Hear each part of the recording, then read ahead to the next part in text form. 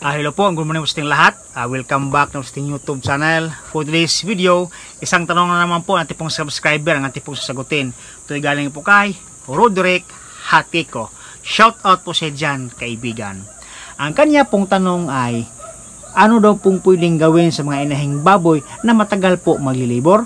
So kayo po ay mahilig po sa paglaga ng mga baboy o kahit anong hayop pangkabuhayang pagkikultura, mag-subscribe lang kayo sa aking YouTube channel, Ryan Patinio Agri Farming, Family and Kitchen Adventures.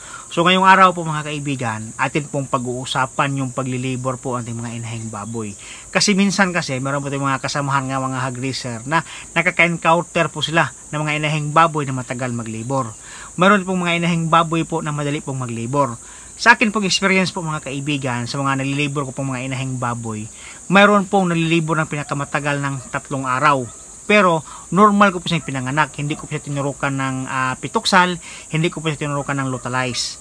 Meron din po akong isang inahing baboy na pagkatapos ko pong pinakain, bigla na po siyang humiga. And then pagkatapos siya pong humiga, mga ilang minuto siguro, siya po yung nakaanak po mga kaibigan. And then meron pong mga baboy na mga 1 araw, 2 araw, at saka 2 oras, 5 oras, ganon. So, depende po yan sa baboy kung gaano siya katagal maglilibor po mga kaibigan. Case to case basis po yan sa ating mga inahing baboy.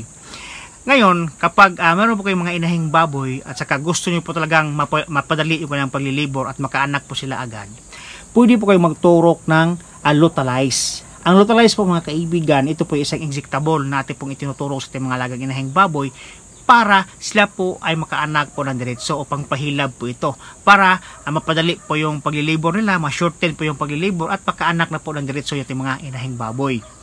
Ang mas epektibo po ang lutalize mga kaibigan kapag tayo po nag-follow up ng oxytocin pituksal. So after makalabas yung 1 o 2 biik, kapag yung interval naman po ng mga biik ay lumalampas na po ng mga 45 minutes pataas, pwede na po kayo mag-follow up ng oxytocin pituksal. Nang sa ganon, yung interval ng paglabas ng biik ay mapaliit siya para mas madali siyang matapos manganak. Kasi po, kapag sobrang haba po yung interval ng paglabas ng biik, mga 1 oras pataas, may chance po na mag-suffocate po yung biik dun po sa kanyang birth canal. So, mamamatay po yung mga biik po mga kaibigan. Para atin po may salba yung mga biik, dapat tayo magturok ng oxytocin pituksal. Nang sa ganon, makalabas po sila agad mula po sa kanilang birth canal kung saan po nakahilira po mga kaibigan bago po i-anak natin mga inahing baboy. Yan lang po aking pong ma-advise sa inyo doon po sa mga inahing baboy na matagal po yung maglilibor. Kung gusto nyo pong mapadali yung kanilang paglilibor mga kaibigan, magturok muna kayo ng lutalize. And then kapag nakalabas na po yung 1 at 2 biik, and then matagal po yung interval ng kanilang kasunod ng mga biik, pwede po kayo mag-follow up ng oxytocin pituksal para mas ma-shorten po yung kanyang interval at saka mas madali pong matapos mga anak at mga inahing baboy po mga kaibigan. So yan ating vlog ngayon at maraming salamat po sa inyong panonood. Happy farming po mga kaibigan. See you next time. Bye bye.